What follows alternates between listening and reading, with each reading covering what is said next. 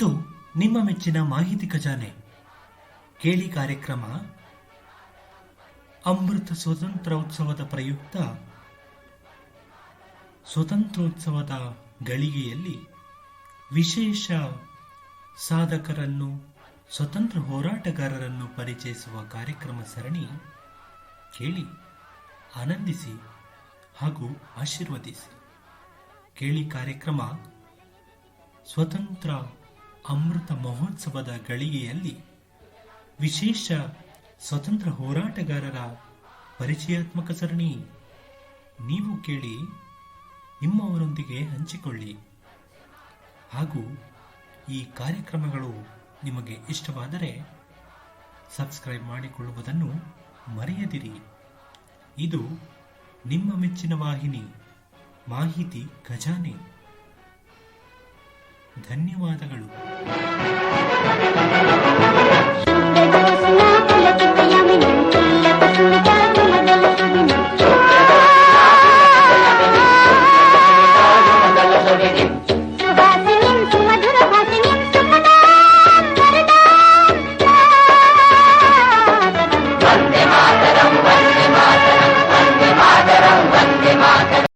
प्राक्कथन 2 शताब्दी पूर्व पश्चिम से कुछ अंग्रेज व्यापारियों के रूप में भारत आए और धीरे धीरे उन्होंने तराजू छोड़कर तलवार थाम ली। उस तलवार ने हजारों लाखों भारतवासियों का खून पिया और वे व्यापारी अतिथि इस देश के मालिक बन बैठे। हमारे देश के धर्म और संस्कृति पर उन्होंने वार किया। देश की तमाम पूंजी लूट ली और जनता को कंगाल बना दिया। राजनीतिक जोड़तोड़ से देश के टुकड़े टुकड़े कर डाले और जिस किसी ने भी इन सब अत्याचारों के विरुद्ध आवाज उठाई उस पर कोड़े बरसाए गए, फांसी पर लटका दिया गया या फिर जीवन भर तिल तिल गलने के लिए काले पानी की गंदी जेलों में डाल दिया गया। कुछ ही वर्षों में भारत की संतप्त आत्मा में विद्रोह की आग सुलगने लगी। 1857 में अंग्रेजी शासन के अधीन सेना के भारतीय सिपाहियों ने कुछ कर दिखाने की ठानी। हिंदू और मुसलमान इतिहास की नित्य बदलती प्रक्रियाओं के साथ घुल मिल गए थे। उनके बीच एक दीवार खड़ी करने का ही यह परिणाम था कि आग भभकने लगी। 19वीं सदी में भारतीय सिपाहियों को बंदूकों में इस्तेमाल करने के लिए जो कारतूस दिए जाते थे उनमें गाय और सूअर की चर्बी लगो होती थी। कारतूस को बंदूक में भरने से पूर्व उन्हें अपने दांतों से काटना पड़ता था। बात मामूली लगती है पर समय को देखते हुए बहुत बड़ी थी। सबसे बड़ी बात यह थी कि भारतीय सिपाहियों की आत्मा ने ही उन्हें झकझोरा। आखिर हम एक विदेशी सरकार के लिए यह सब क्यों करें, क्यों सहें, क्यों अपनी आत्मा का हनन करें। आग भभक उठी। भावनाएं उग्र थीं।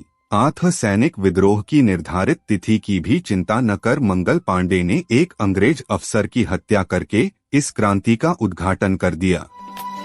इसी अवधि में रानी झांसी, तांत्या टोपे और अनेक ऐसे वीरों के बलिदानों से इतिहास के पन्ने रंग गए, परंतु भावना उग्र होते हुए भी विद्रोह योजना के अनुकूल एक समय पर पूरी शक्ति से न हो सका। आठ विद्रोह कुचल दिया गया। गुलामी की जंजीरें और अधिक कस दी गईं। 1873 में वासुदेव बलवंत फड़के ने युवा समाज के संगठन का काम आरंभ किया तो सोई क्रांति एक बार फिर उठने लगी। समय की मांग यह थी कि निराश जनता को उत्साहित कर नया जीवन दिया जाए। इसके लिए योजना पूर्वक शक्ति का संचय आवश्यक था।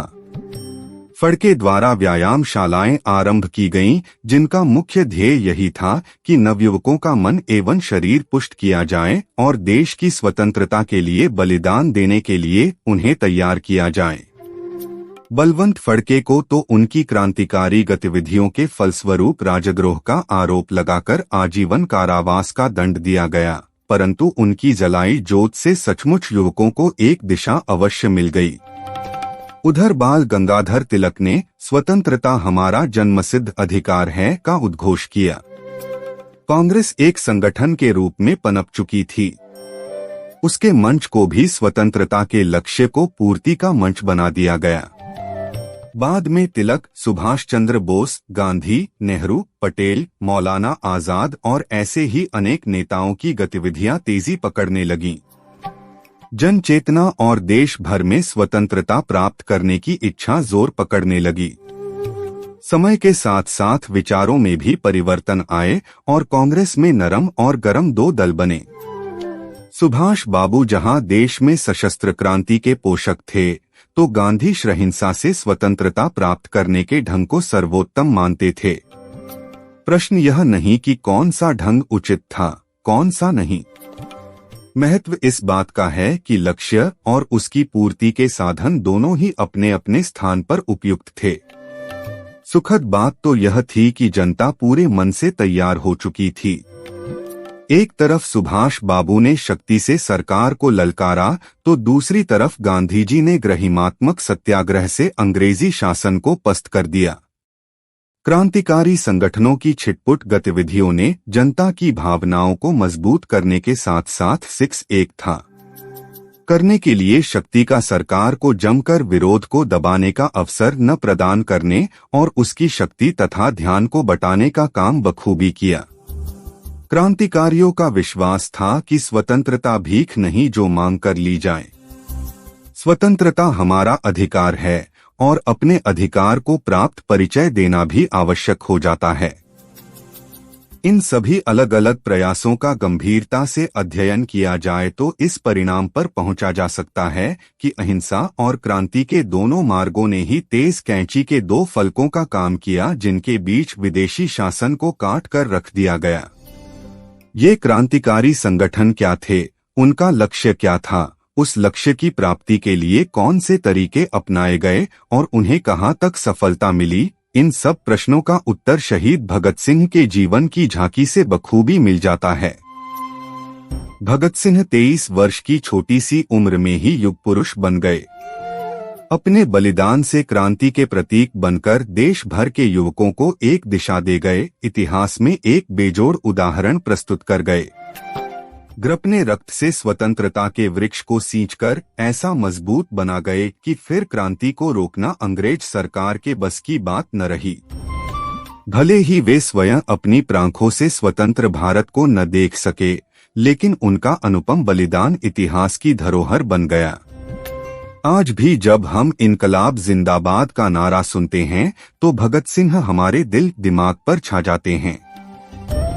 पानी था इसे एक राज जन्म और शैशव पिता की उंगली छोड़ वह खेत में बैठ गया और पौधों की तरह छोटे छोटे तिनके जमीन में गाड़ने लगा। क्या कर रहे हो बेटे, पिता ने पूछा। बबूके बो रहा हूँ, बालक ने तुतलाते हुए बड़े भोलेपन से उत्तर दिया। उम्र अभी केवल 2.5-3 वर्ष को ही थी। बंदूक शब्द का उच्चारण करना भी नहीं आता था उसे। बंदूक से करते क्या हैं, यह तो बात ही दूसरी थी। यही बालक बाद में स्वतंत्रता के अमर सेनानी शहीद भगत सिंह के नाम से जनवरी के मानस पर छा गया। उस दिन वे अपने पिता सरदार किशन सिंह और उनके एक मित्र के साथ खेत पर गए थे, जहां नया बाग लग रहा था। भगत सिंह ने आम के पौधे रोपे जाते देखे तो वे भी तिनके रोपने लगे, पर जब पिता ने पूछा तो उत्तर मिला, बबूके वो रहा हूँ। दोनों ने आश्चर्य से एक दूसरे की ओर देखा और फिर एक बार भगत सिंह को बड़े प्यार से निहारा। कुछ देर बाद भगत सिंह अपनी तिनके बाली बबूके बोकर उठे और फिर अपने पिता के साथ साथ चलने लगे। बालक भगत सिंह बड़ा होकर क्या होने जा रहा है, इसकी घोषणा उसने स्वयं ही कर दी थी। पढ़कर सुनकर आश्चर्य होता है कि इतने छोटे बालक ने बंदूक की बात सोची कैसे, जबकि बंदूक कहना भी उसे नहीं आया था। पर शायद भगत सिंह के मुख से बंदूक शब्द का निकलना कोई अनहोनी बात नहीं थी, क्योंकि यह सब तो उनको रक्त में ही मिला था। सदियों से उनका परिवार अपनी वीरता के लिए प्रसिद्ध था और अब पिछली 2 पीढ़ियों से अंग्रेजी सरकार के विरुद्ध लड़ रहा था। इस सब की भी एक कहानी है। रंजीत सिंह की सेना में थे। पश्चिम में उपद्रवी भगत सिंह के पूर्वज महाराजा पठान तथा पूर्व में बढ़ रहे अत्याचारी अंग्रेजों के बीच सिख राज्य की रक्षा में महत्वपूर्ण योग देने से इस परिवार को मान्यता प्राप्त हो गई थी। अंग्रेजों ने महाराजा 1